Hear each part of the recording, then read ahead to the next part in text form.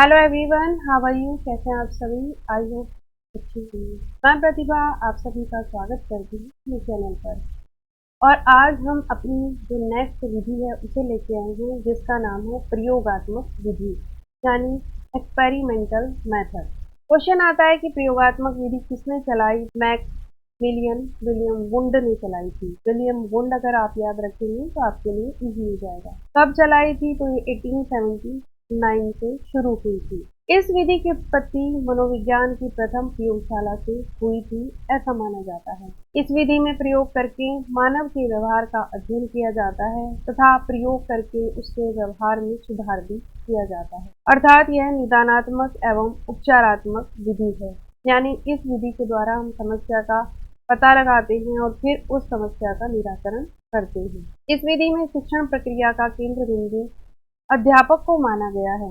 यदि अध्यापक चाहे तो विद्यार्थी के व्यवहार पर प्रयोग करके उसमें सुधार कर सकते हैं, अर्थात उसे सफल बना सकते हैं। यानी क्लास में अगर कोई टीचर अपने स्टूडेंट्स के अंदर कोई प्रॉब्लम को देखता है, कोई समस्या को उसकी समझता है, तो उसे उसमें सुधार करना चाहिए ताकि वो बच्चा आगे आने वाले जीवन में सफल हो सके। इस विधि का मुख्य उद्देश्य घटनाओं एवं चरों के मध्य संबंधों का पता लगाना होता है। यानी जो घटनाएं घटित हो रही हैं उनका मुख्य उद्देश्य क्या है और उन घटनाओं में जो संलिप्त हैं, यानी उन घटनाओं को जो करने वाले चर हैं, उनके मध्य किस प्रकार के संबंध है, कैसे रिलेशंस हैं, इन सब चीजों का पता लगाया जाता है। अतः इस विधि में शिक्षण प्रक्रिया से संबंधित 3 प्रकार के चर प्रस्तुत किए गए हैं। कौन कौन से? सबसे पहले इसमें आता है स्वतंत्र चर, फिर आएगा आश्रित चर और मध्यस्थ यानी नियंत्रित चर। स्वतंत्र चर यानी ऐसा चर जो शिक्षण प्रक्रिया में पूरी तरह से स्वतंत्र रहता है, अर्थात जिसका प्रभाव अन्य चरों पर पड़ता है, जैसे अध्यापक। टीचर क्या है? वो एक स्वतंत्र चर है, वो इंडिपेंडेंट है, वो जो भी काम करेगा, जो भी प्रक्रिया करेगा, उसका प्रभाव अन्य लोगों के ऊपर पड़ेगा, यानी छात्रों के ऊपर पड़ेगा। दूसरा आएगा आश्रित चर, यानी ऐसा चर जो स्वतंत्र चर पर पूरी तरह से आश्रित रहता है, अर्थात जिस पर स्वतंत्र चर का सर्वाधिक प्रभाव पड़ता है। कौन? यानी विद्यार्थी।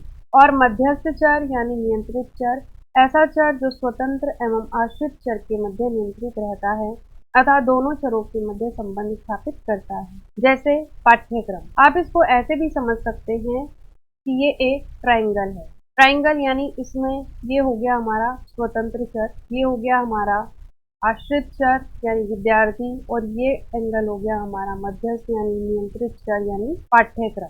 तो हम इसे एक ट्रायंगल के रूप में भी देख सकते हैं। इसमें क्या होगा कि जो अध्यापक है वो स्वतंत्र है और वो क्या करेगा, उसी के ऊपर जो विद्यार्थी हैं, यानी ये वाला जो चर है आश्रित चर, वो पूरी तरीके से स्वतंत्र चर के ऊपर आश्रित होता है कि वो उसको किस प्रकार से किन किन गतिविधियों के द्वारा पाठ्यक्रम यानी ये जो हमारा उद्देश्य है इसे किस प्रकार से पूरा कराएगा। बात करते हैं इस विधि के गुणों की, तो यह वस्तुनिष्ठ एवं वैज्ञानिक विधि है।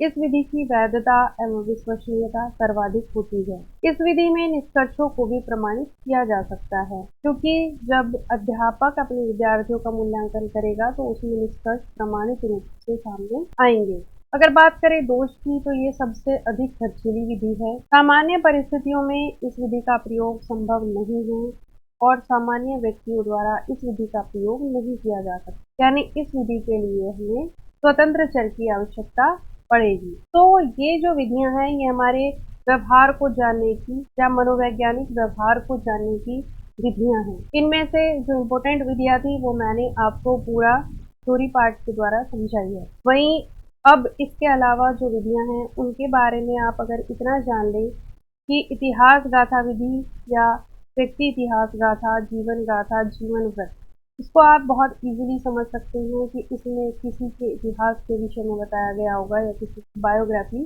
बताई गई होगी। इसमें इसे बोलते हैं हम केस स्टडी मेथड, यानी किसी एक व्यक्ति के केस की हम इसकी स्टडी करते हैं। ये जो विधि है इसे किसने चलाया? इसे चलाया टाइडमैन ने। वहीं जो प्रश्नावली विधि है यानी क्वेश्चनेरा मेथड जिसे बोलते हैं, वो R.S. वुडवर्थ ने चलाई थी। इसमें हम कुछ क्वेश्चन दे देते हैं जिसमें जो व्यक्ति होगा जिसका हम एग्जामिन कर रहे हैं वो उन क्वेश्चन के आंसर देगा और उसी के आधार पर इसका निष्कर्ष उसके व्यवहार का निष्कर्ष निकाला जाता है। वहीं जो समाज नीति विधि है, समाज नीति विधि यानी सोशियोमेट्री मेथड, इसमें जैकब एल मोरेना ने इसको चलाया था और इसमें समाज नीति विधि के आधार पर यानी समाजीकरण के आधार पर एग्जामिन किया जाता है। निर्धारण मापनी यानी रेटिंग स्केल जो चलाया था वो फ्रांसिस गाल्टन ने चलाया था और इसमें रेटिंग की जाती है यानी स्तर के आधार पर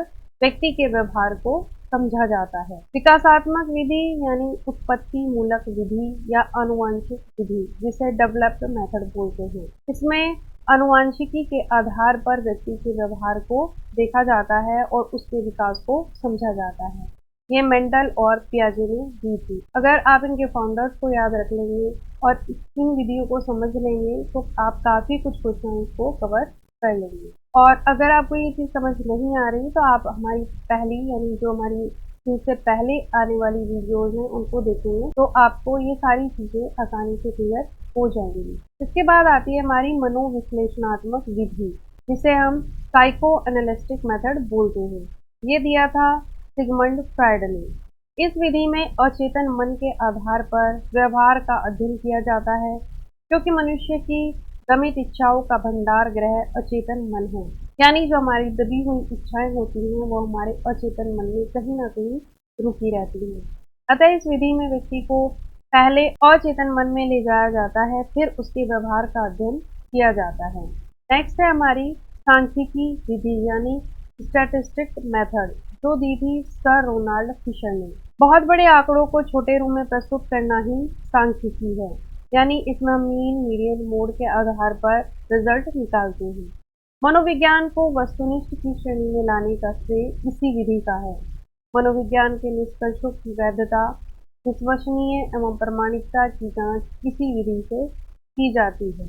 यानी कोई भी निष्कर्ष कितने वैध हैं और कितने विश्वसनीय हैं वो हम इसी विधि के आधार पर ही जानते हैं। नेक्स्ट है हमारी तुलनात्मक विधि, यानी इसमें हम कंपेयर करते हैं, इसे कंपैरिजन मेथड बोलते हैं, जो दिया था कर्ट लेविन और चार्ल्स डार्विन ने। इस विधि से पशु और मानव के व्यवहार का तुलनात्मक अध्ययन किया जाता है। सबसे पहले इस विधि में पशुओं पर प्रयोग किया जाता है और प्राप्त निष्कर्षों से मानव के व्यवहार में सुधार करने का प्रयास किया जाता है, अर्थात यह उपचारात्मक विधि है।